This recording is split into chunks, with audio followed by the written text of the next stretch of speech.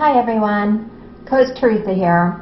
I'm an advanced certified personal trainer and I'm going through the steps of cognitive reprogramming and how you can be successful in your body transformation, your fitness transformation with your personal trainer. As a personal trainer, like I said in step 1, you need to have a positive self-talk, a positive self-image, and a very positive connection to your soul, your self-identity. Once you achieve a really good positive self-identity, in step 2, we need to reassess that, make sure that it is truthful and sincere, and make sure we can make that line up with where you are physically right now in your life. Step 2 is when you start to be able to bear fruit. That you will visually see improvements in your fitness and physique training. You will be able to express the positive self-image that you have. Step 3. And step 3 is where I think a lot of people fall. They get back into sin, that evil mindset or the bad habits that they had prior to step 1, prior to coming to me.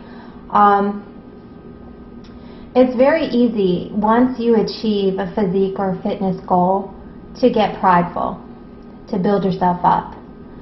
And step 3, you need to recognize that it took a lot of positive self-talk, positive awareness of your sense of self, positive hard training to create the positive new outward physical beautiful fitness person and physique that you have now achieved.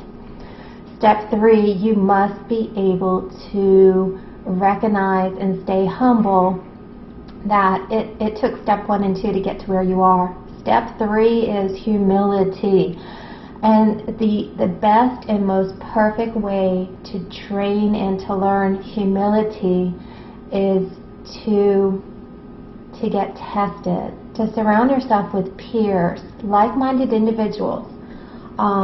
So if you are a fitness enthusiast, you are a couple years into training in your sport or into your fitness hobby, now is the time when your physical and your mental well-being are at their peak.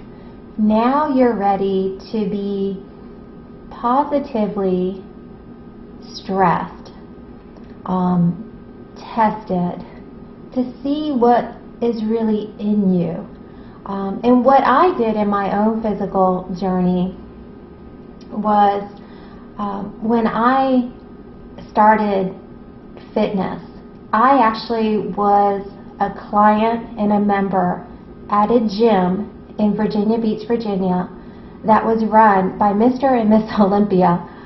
Linda Murray was there. She and her husband Urel own this beautiful, wonderful gym, and I'm just a client, and I was just going in learning fitness for the first time, and it was the early 90s.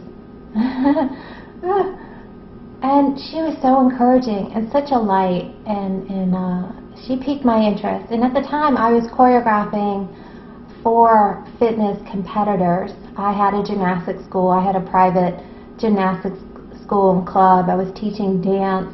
I was setting up programs for Virginia Beach Parks and Recreation for tumbling and dance.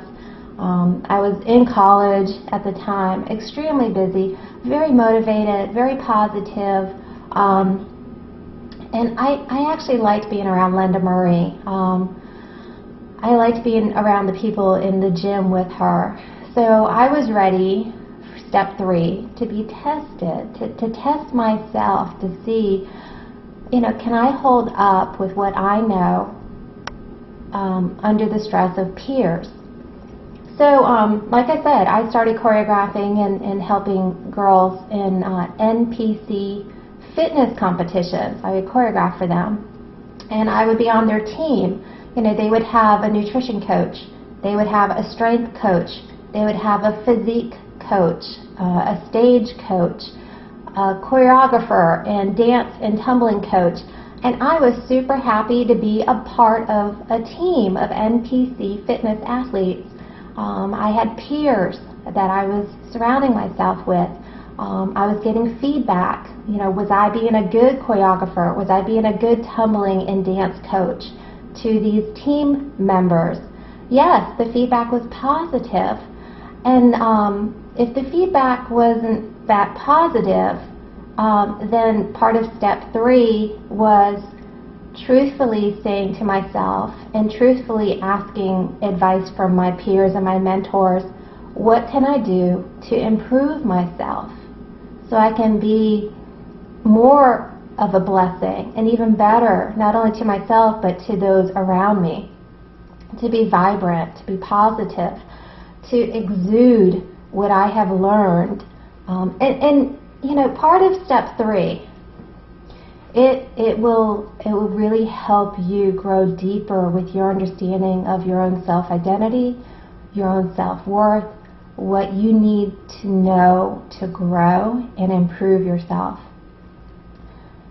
And this is really important, and this is really key. Now, where step 3 can go wrong, okay? Step 3 can go wrong because this is usually where most people fall from grace. They do surround themselves with peers. Maybe they do get tested. Maybe they do, work with an amazing team of people, and things are going really well.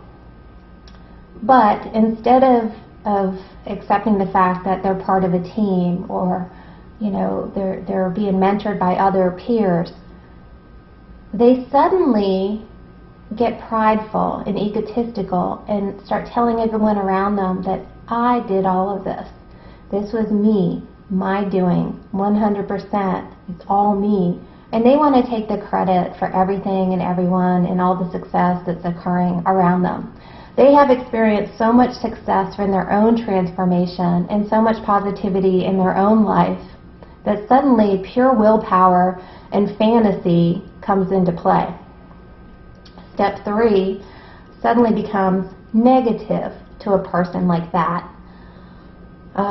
They become a cult of personality. Instead of being positive, they become soul-sucking. They become narcissistic. They become a liar. They become a cheat. They manipulate people. They don't continue in blessing others or themselves. And usually they pretty much self-destruct, or people will, might stick with them for a year or two, but they'll wander away. They won't have the support system. So, dear ones, step 3, it can make you, it can break you. And if you're one of those people where you achieved step 1, you achieved step 2, you were a top athlete, you once were absolutely amazing and knew what to do physically, but now you're a horrible hot mess. Okay, step 3. Humble yourself. Go back to step 1. Humble yourself. Go back to step 2. Once you can match your positive inner dialogue, your sense of self, and your positive soul with an outward appearance, step 2, then you're ready to get tested. Then you're ready to be a mentor to others. Then you're ready to level up again, okay? And it's a process and it's a journey. You're not going to be able to pass step 3 all the time. Sometimes people backslide. That's normal. That happens. It's okay. Do not become discouraged. Just go back to step 1, go back to step 2. It's okay.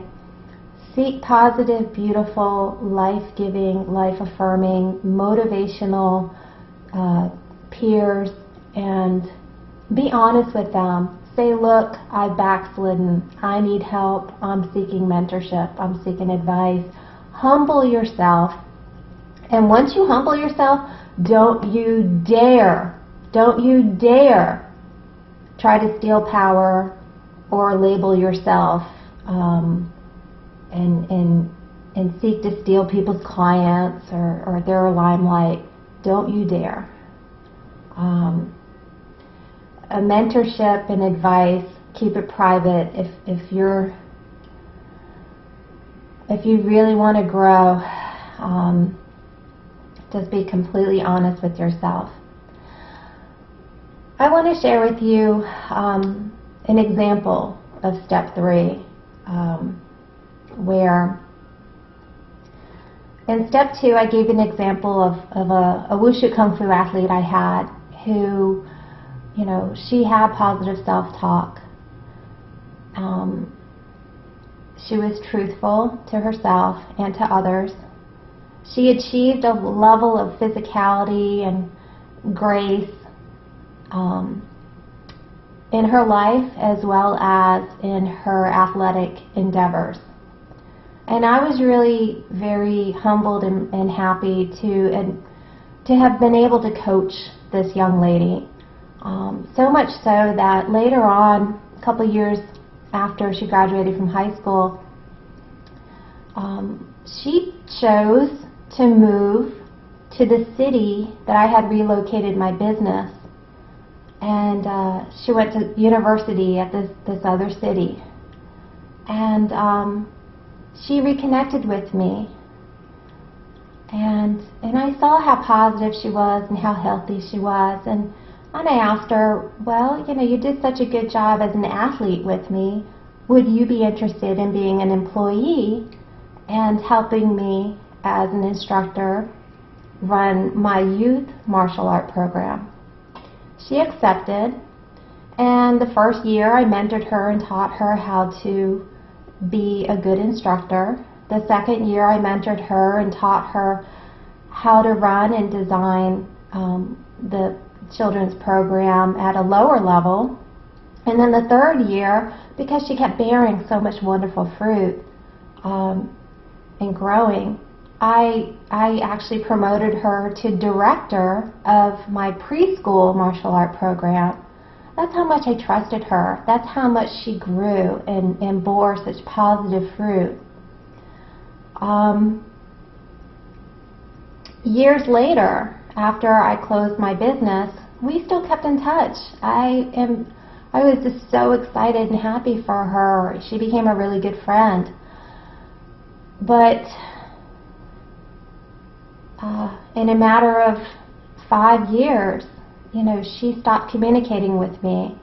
And that happens. People grow apart. They become distant. But then her outward self-talk on social media, which was the only form of communication I had with her, she started throwing up boundaries. She wouldn't talk to me, wouldn't answer my phone calls, didn't want to connect anymore. And, I understand life happens. That's okay. But what she was posting on social media was really negative, angry, negative. And I remember being able to call her up one time and say, gosh, it's really disturbing. What is all this negative talk and posting? And she just laughed it off. She was like, oh, that's just Facebook. It's not real. That's not real at all. Just me venting. Well, let's just put it this way. Many years later, her physicality matched up with her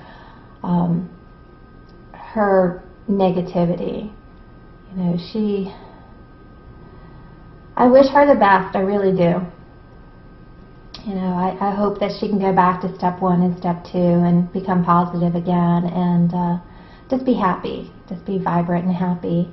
But unfortunately, I witnessed her go from a star athlete, an amazing employee, a dear, beautiful friend, to someone who was just extremely unhappy and angry and hated her spouse, hated herself, hated everyone around her. Her self-talk and her social Facebook posts became extremely, I'm so glad I only work with children because at least they don't talk back. They're so open. Shit, man, that is scary stuff right there. That's what a narcissist would say, right? I only want to deal with children. I only want to deal with that simple mind that I can control and manipulate because they won't say anything back to me. You know, that breaks my heart. That's horrible. So please, step three, hold on and nurture the positive self-image and the beautiful, positive, vibrant, fruit-bearing physicality of yourself. Hold on to that. Nurture it. Continue to nurture it. And don't be afraid to share it with others. Step 3 is going to be the hardest step to do. It's what I'm doing with you right now. And word of warning, once you start sharing yourself with others, you do need to set boundaries and be firm. If you feel uncomfortable with someone, it's okay to set boundaries and politely disassociate yourself from them. Don't ever let anyone make you feel uncomfortable. Don't ever let anyone walk all over you or talk to you badly or think for you. Remember, you will always be able to think for yourself, okay? Thank you so much for listening. I look forward to hearing your comments. If you have any questions or concerns, feel free to say something. You guys have a great day and happy fitness.